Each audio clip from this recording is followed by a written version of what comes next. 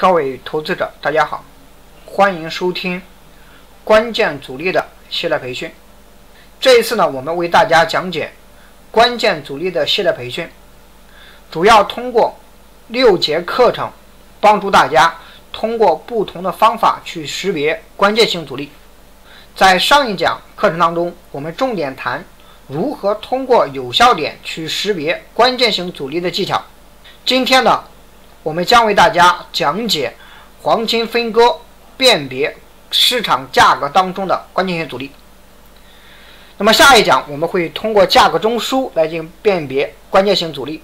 第4讲、第5讲、第6讲分别从指标 1.32 以及如何成为优秀的交易员来进行谈一下。那么今天呢，我们进入第2讲部分，黄金分割辨别关键性阻力。黄金分割呢，大家并不陌生，但是也有一些朋友可能没有接触过，所以我们打算分为4部分讲解。第一部分教给大家什么是黄金分割，如何去识别黄金分割。第二部分我们会谈一下关于黄金分割系数，因为黄金分割辨别阻力主要是通过黄金分割的系数。第3，我们会教给大家如何通过黄金分割跟踪市场价格当中的关键性阻力。第4，做好交易需要我们对自己狠一点。这是本节课我们打算分为4个章节来进行讲解。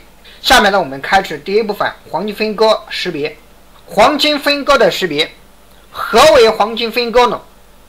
黄金分割它其实是一组数据比例线，而它如何来进行定义的呢？那么好，它一般把市场当中的行情看成一个整体，比如说一波上涨，把这一波上涨看成一个整体，或者是下跌，把下跌走势看成一个整体，并对行情进行系数划分，形成黄金分割线。如左方的这张图，大家看，我们把上涨的 A 到 B 看成一个整体，那么好，我们就可以去寻找 B 到 A 所对应的黄金分割线。而上涨结构如何去寻找支撑位呢？我们正确的画法就是从这一波整体的高点到低点，从高往下拉。比如说我们打开一波行情，打开随便一波行情，比如说这种行情，假设我们把这一波本级别当中看成一个整体的话，我们就可以从这个高点往最低点往下拉，而这个位置大家看，这个位置这条线就是0，这个位置就是1，这个位置就是1。那么好，我们就可以做出这一波整体的黄金分割比例线。上涨是这样，同样下降呢？比如说在这一波下降图当中，我们先把这种杠杆定义下来，定义杠杆完之后，从最高到最低这个杠杆形成之后，我们寻找压力怎么找？从这个位置的最低拉到最高，拉到最高，好，这个位置就是一个整体，而这个整体就是黄金分割所进行对于这一波行情进行的划分。这个整体把它看成1，而这条线大家看，这当中有很条线，这些线就是黄金分割系数。那么何为黄金分割系数呢？接下来我们介绍一下黄金分割系数。黄金分割系数它是指在一波上涨行情图当中，那么好，我们画出来黄金分割之后，中间的多条线就是黄金分割系数。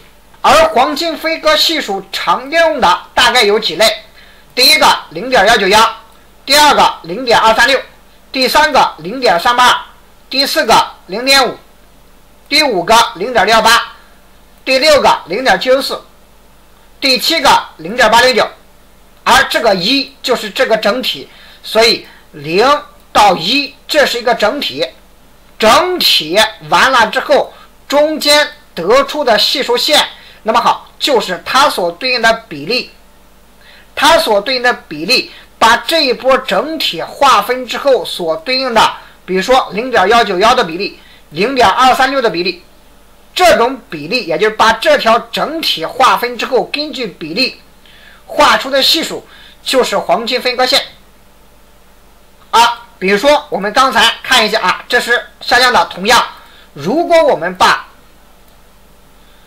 这个高点 66.6 到这个低点看成一个整体的话，那么好，我们首先把这个位置定为一个杠杆，杠杆有了之后，我们就可以寻找支撑，怎么找？从这个高点往最低点往下拉。大家看黄金分割比例系数，这是 0.191 和 0.236 的，这是 0.32 的，这是 0.5 的，这是 0.618 的， 0.764 到 0.809 的。大家看，在这一波价格走势图当中，市场进行回踩到的系数，大概在这个系数有一波上涨，在这个系数也有一波上涨。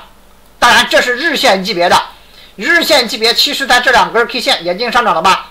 啊，同样在这个图当中 0.5 并没有反应，直接以中阴线的形式向下跌破，最终达到 0.618， 也就是 0.618 位的系数，在这种位置产生一个上涨行为。我们可以清楚的看到这一波价格走势，我们做出系数的划分之后，市场在这儿有停断，这个位置有转折，这就是黄金分割比例线。同样，如果我们向上反弹，比如说这一波下降走势图当中，我们看它的比例系数怎么看？我们就可以把这个下降看成一个整体，然后呢，做出反弹找压力，从低向高画出来之后，大家看啊，画出来之后，我们可以清楚的去发现，这是它的 0.236、0.191、0.382、0.615、0.618，好，大概这个位置在哪？ 0.618 产生一次， 0.618 产生第二次，然后呢产生一次重要的转折。这就是什么？这就是黄金分割常见的系数，把一波行情进行一个整体，然后呢对整体做出平均，通过中间软件自动算出来它的比例系数对应的价位，而这些对应的就是未来一个重要的支撑位。这是在上涨行情当中，假设我们把一波下跌看成一个整体的话，向上反弹对应的比例系数就是重要的压制作用。当然我们看完之后，那么可能有人学了黄金分割，女士老师 0.191、0.236、0.382、0.5、0.68、0.754、0.809 等这些系数比较多，我应该偏向于哪个？按照黄金分割，从黄金分割本身系数的角度来看，其实它每一个都重要，只是在我们使用当中，好，我们把它的一些系数，可能有人把它给过滤了，有人只用到 0.618、0.754，也有人只用到 0.38， 但是这些系数按照黄金分割整体价格的走势来看，其实它的每个系数都有作用，且每个系数对应的含义是不一样的。当一波行情延续图当中向下调整，如果连 0.191 以及 0.236 这个位置都不打穿，代表是极强势行情，未来极有可能进行强上涨。 0.382 不破位代表一个正常的强势回落， 0.5 代表一个对于这一波回调一半的位置，它属于一个中等系数。 0.618 这个位置叫做一个回调的较深的一个系数，而 0.754 到 0.869 往往是这一波起涨以来回调的极限系数，打破这个系数，未来这个低点就难保了。所以按照黄金分割的价格角度来看，其实每个系数我们都应该去重视。但是问题来了，黄金分割系数那么多，我怎么知道它未来在哪个系数起涨呢？这是一个难点要点。而这个位置如何解决呢？其实根据市场价格的波动，根据市场价格的走势规律来看，根据趋势演化演变的过程来看，那么我们可以把黄金分割结合趋势来看。下面呢，我们来讲一下关于黄金分割辨别关键性阻力它的应用技巧。首先我们要想对于系数应用正确，我们要明白市场价格的运行走势，它的趋势运行的状态。在价格的走势图当中，往往市场先有一个点起涨，换句话说，它先有一个 K 线进行起涨， K 线起涨，杠杆不终结。比如说在第一波走势图当中，这一波通过黄金分割我们没办法去解决，因为黄金分割的系数太多了。好，所以在第一个位置上涨的位置没办法解决。另外，上涨完之后第一次回调的位置，好，这个系数我们没办法确定。但是当这个系数形成完之后，比如说形成1、2、3、4，创出新高之后，按照市场价格的趋势，市场如果继续保持上行，保持结构上行，其实它的回调往往不能太深。趋势延续有2个特征：第一，向上反弹要强劲，往往通过过新高强弱来进行表现；第二个是趋势上涨图当中要想继续延续上行，它的回调不能太深。太深的话，市场价格就有可能产生转折。所以研判趋势无非有2个方向：第一个向上的力度，第二个向下回调的深度。好，如何通过黄金分割来进行解决呢？当市场走出完之后，那么好，我们就可以把1、2看成一个整体。比如说我们随便打开一波行情，还打开这个位置行情吧。这是什么？这是油。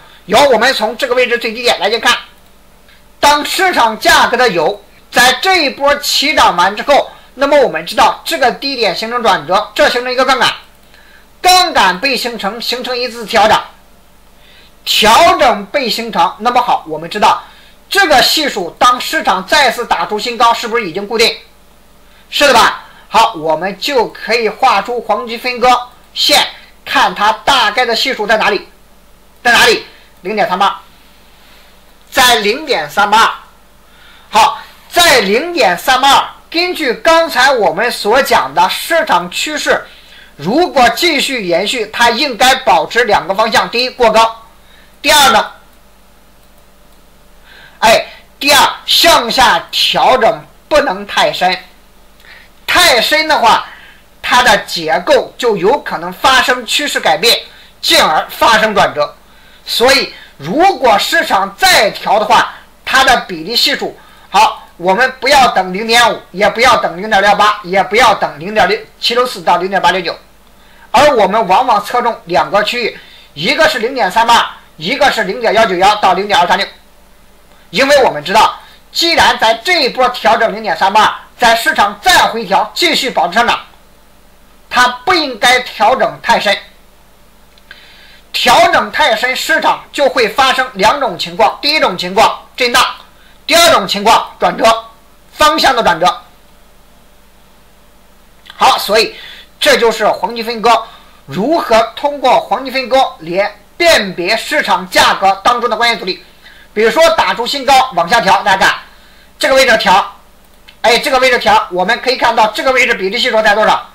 在这个位置起涨吧，只是这个位置是次级别的，因为本级别不够杠杆嘛，不够杠杆。好，继续往上打出新高，这个位置调整够杠杆，购完杠杆，那么我们知道这条比例线在 0.38， 而它的区域我们看一个是在这个区，一个是在 0.38， 大家看在哪个位置？ 0.236 这个区域吧， 0.236， 它并没有打破 0.38， 所以继续往上。当市场继续打新高呢，这个位置大概是 0.38 上方，好，它不应该再调整更深。我们要关注的话，关注哪里？ 0.191 就是一个非常重要的点。所以市场在 0.191 在这一带起涨。当市场再次打出新高，我们可以看再次打出新高，大家看这个位置连 0.191 都不到，更强的位置。好，继续往上走，大家看继续往上走，这个位置还是 0.191， 为什么？因为这个位置的比例系数，这个位置的比例系数和它的比例系数都是在这个区域，所以在这种价格就是我们寻找关键性阻力的一个重要的应用。这个比例点，这个比例点，好，这个比例点可以通过什么？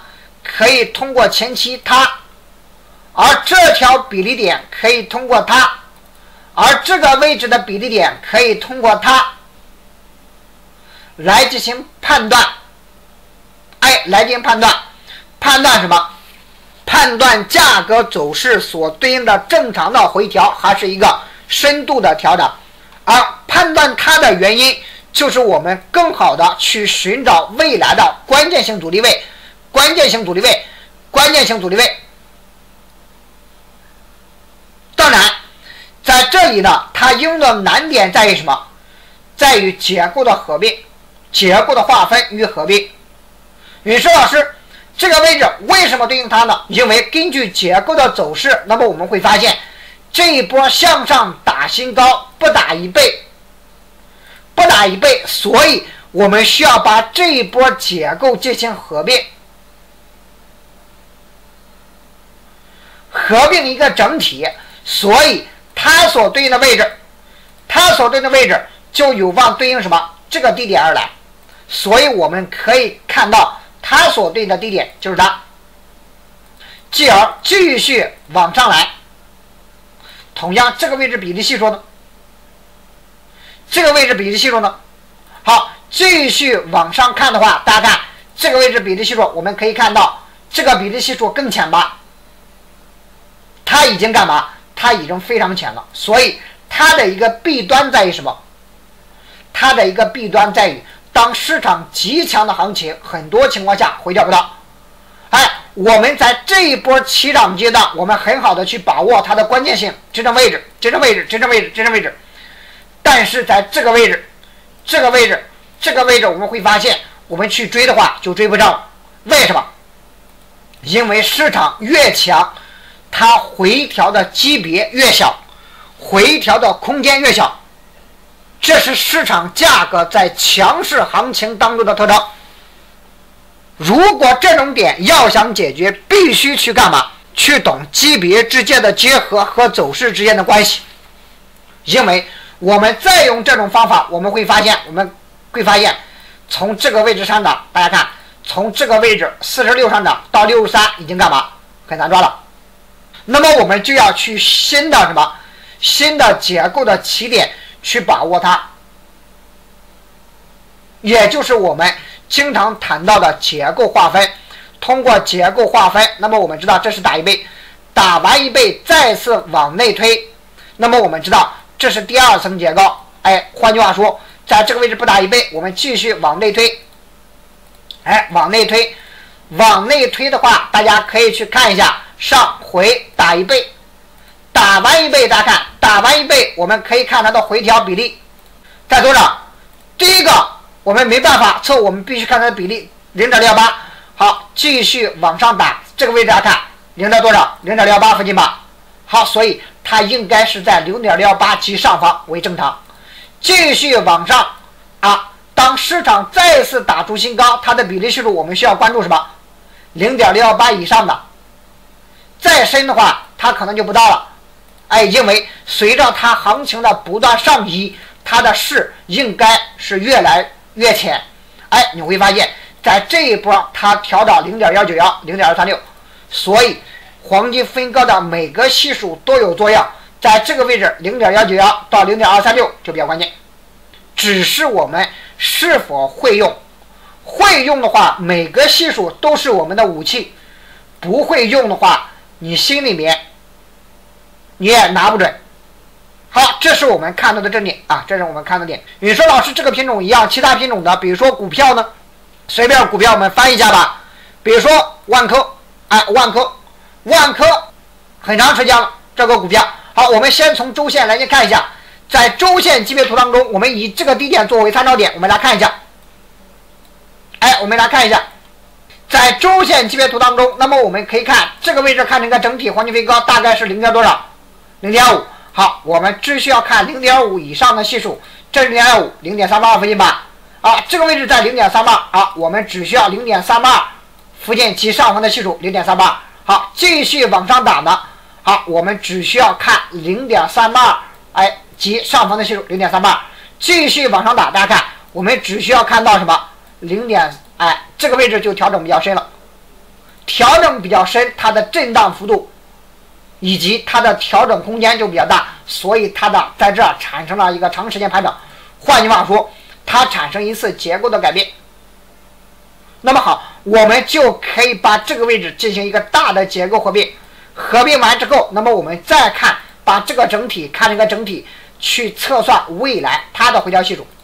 继续往上拉，这个位置大概多少？0.32。好，0.382附近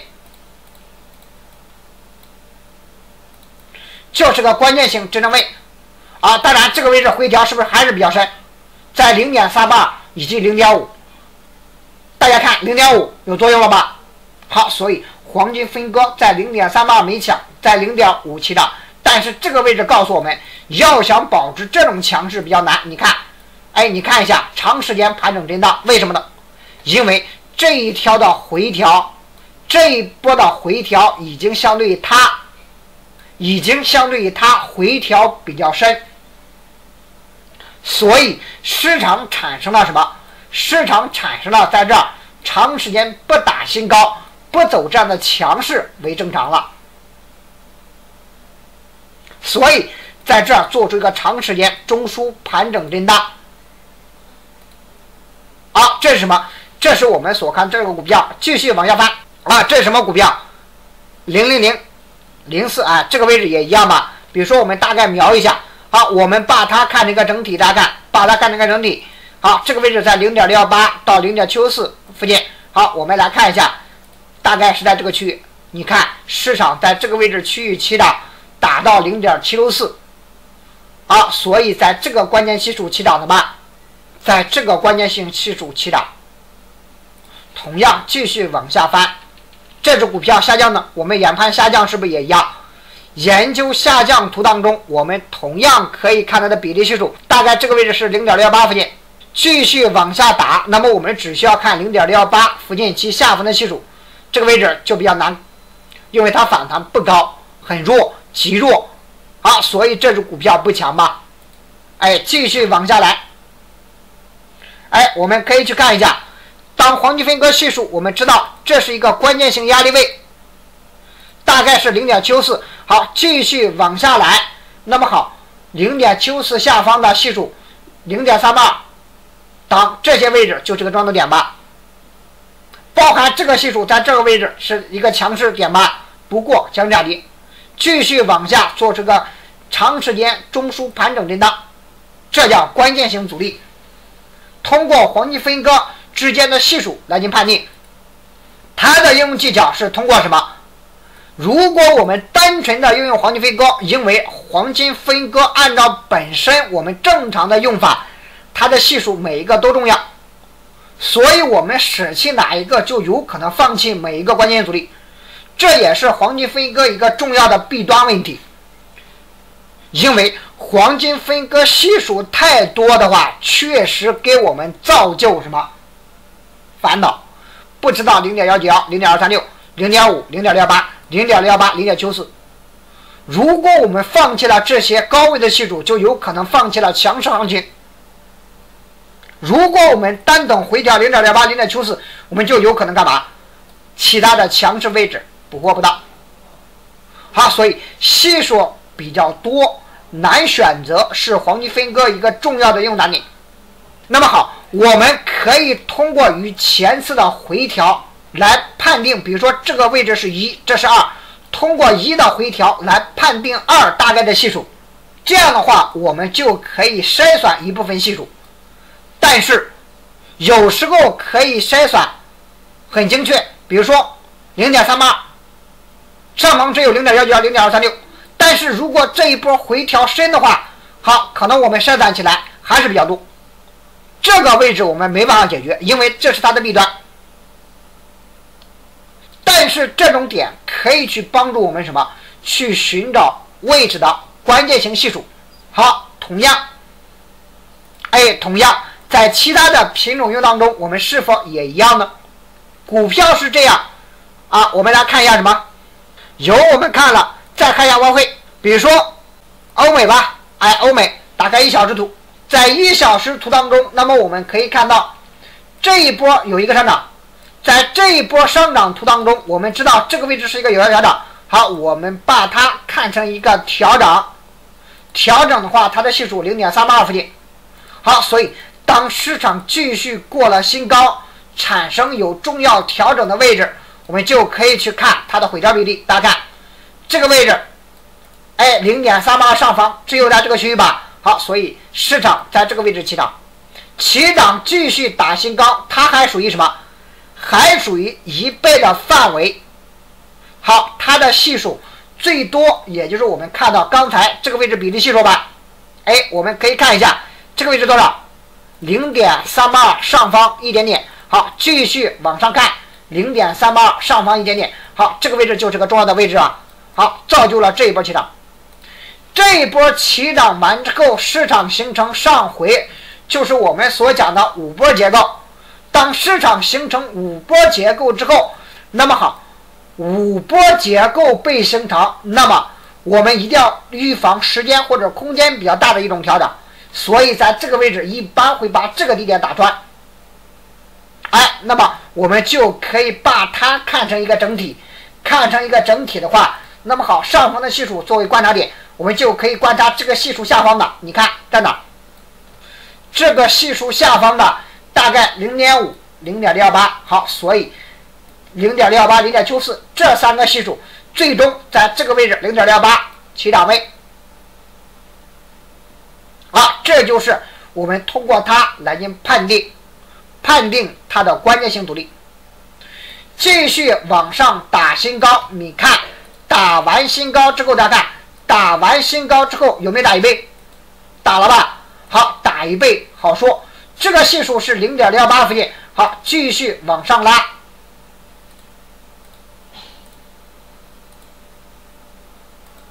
好，我们继续往上，那么好，只需要关注0.68附近这两个系数就是我们重要的观察。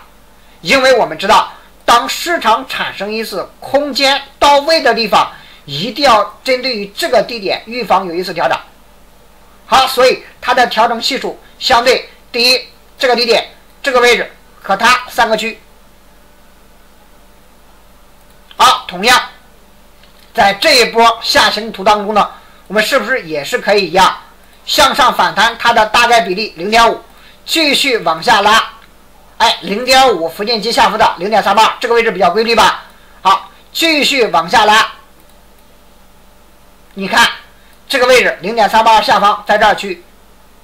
好，这是我们所看这种点。好，往前翻，是不是也一样？上涨的一样，下降的同样也是一样。好，这是什么？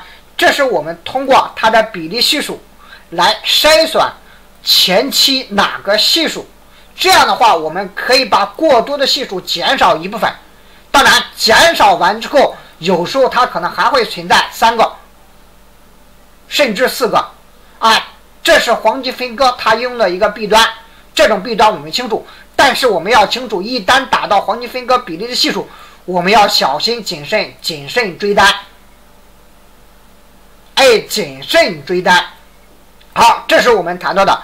所以在黄金分割关键性阻力当中，我们主要用的是什么？就是第一，把行情归一。何为行情归一呢？我们运用好黄金分割，运用好其他的，运用好等等一切，就是干嘛？把行情的整体我们需要归一。换句话说，我们要对于结构的层次和划分要清楚，这些点是运用这些工具一个非常重要的前提和根基。这一部分我们不会，有人说老师，我为什么选择这个整体？我为什么等等不这样选？我为什么不这样选？等等，这个位置就牵到什么？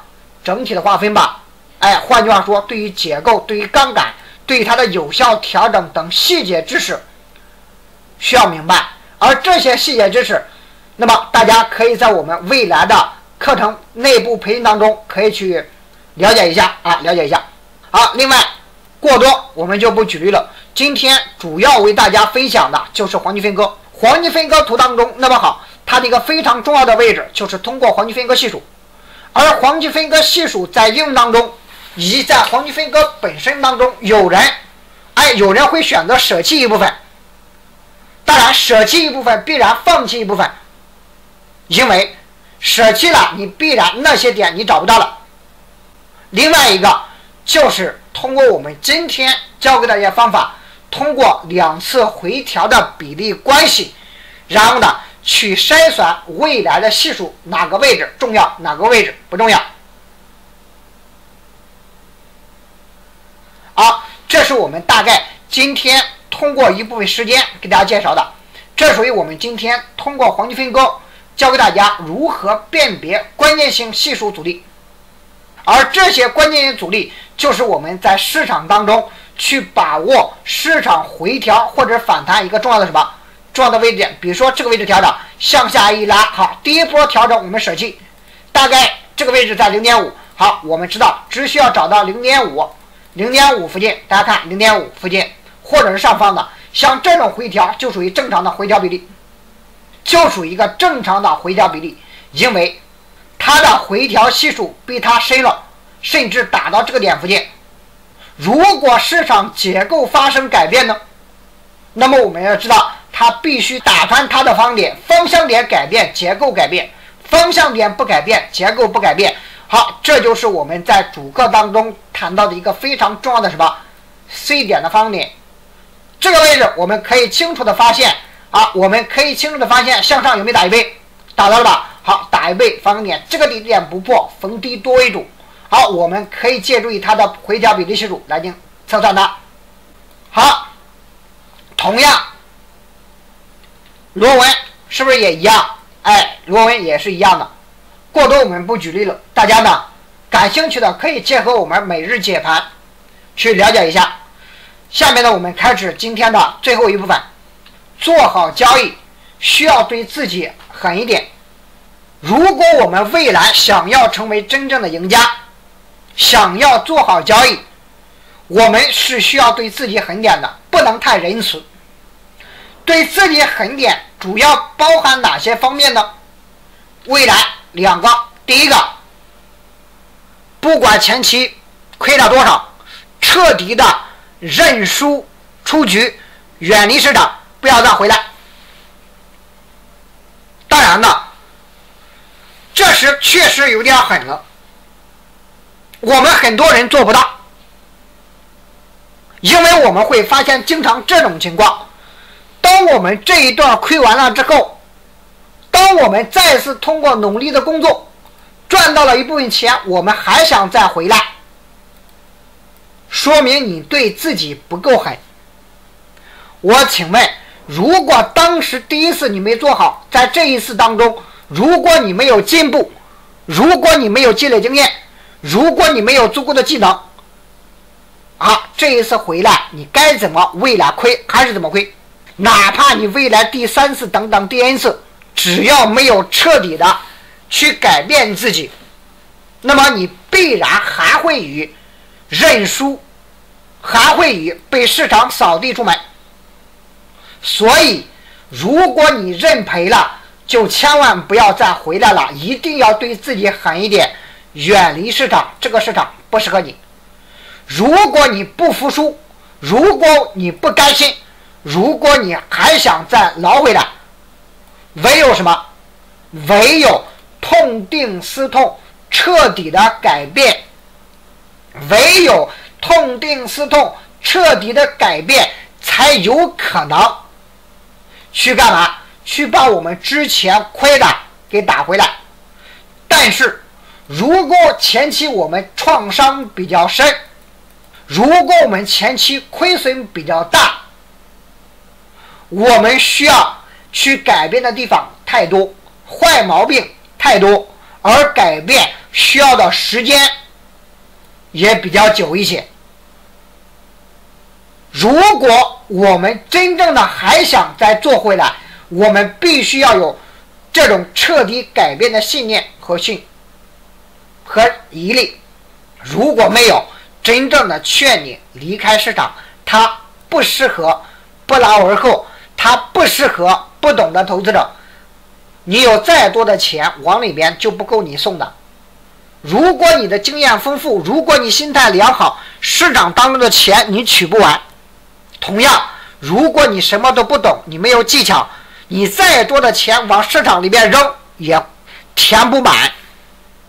因为市场是一个零和游戏，有人亏必然有人赚，而亏是大部分人亏的，赚只有是少数人。任何行业都是这样，财富掌握在20%人的手里，交易市场更是如此。如果我们没有痛定思痛，彻底改变的毅力，千万不要再回来。既然不甘心选择留下，一定要干嘛？一定要不要吝惜投资自己，不要不舍得花时间让自己提高，静下心来学一学，增加一些技巧和技能。你说我没时间，有人说我不愿意花钱等等，这些都是借口。因为你再多的钱，如果你没有提高，如果你没有花时间，即使你花了金钱，没有花时间认真学习，好，那还是原来的你没有彻底改变。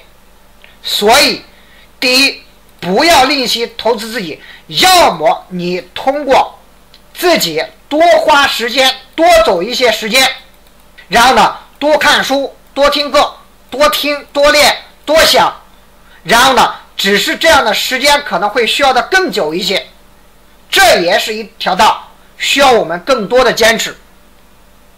当然这个过程是慢的，因为很多你可能进入一个盲区，你自己跳出来需要很长时间，可能别人一句话可能就让你那一个位置彻底改变。另外一个要舍得花时间提高自己。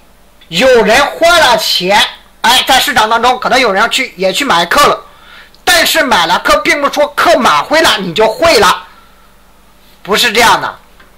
你花的钱再高，你哪怕花个几十万买一套课，这种课并不是没有。好，只要你没有花时间真正的成为自己的，那只是摆设，你该怎么做还是怎么亏。所以我们要么是自己彻底去钻研，如果不愿意去花更长时间钻研，你可以选择干嘛？去吸取别人的经验和教训，花取少量的资金去换取别人的经验。但是即使你有了这个位置捷径，但是我们还必须干嘛？要彻底付出自己的时间，提高自己。即使我们有了让我们快速提高的方法，借助于别人的经验，但是剩下的还需要我们自己。如果自己没时间，你说我没时间没空，那么你可以想一下，你工作是为了什么？赚钱。交易呢，不是也是为了赚钱吗？如果你没有花的时间足够的多，你工作赚的钱放在里面还会还给市场。好，所以在交易当中花时间提高自己，其实也是在投资自己。时间是挤出来的啊，另外是知识，多去储存，多去接触知识，然后呢，接触知识之后，然后呢，根据不同的技巧和方法，先把这些广而收之，收完之后，再去根据行情的价格分类的提取，在什么情况下用什么样的行情指标，比如说行情分为震荡和强势单边。如果你在单边行情去运用超买超卖指标，你很容易干嘛？逆势操作啊！行情比如说在震荡行情，你去用均线指标，你可能会来回的损，突破损，跌破也损，突破也损，跌破可能不敢了。为什么？因为你只是把知识收藏起来了，但是你并不会怎样去选择行情，去选择我们所学的知识拿出来。所以一个知识的积累一定要干嘛？把所学的进行分类，哪些适合震荡行情，哪些适合强势行情。只有这样，我们提取完之后才能够为我们所用啊！这是给大家的几种建议，希望大家要么彻底改变，要么远离市场。不然的话，既然选择留下不甘心，就要彻底改变，让自己变强变大，那才是无价之宝。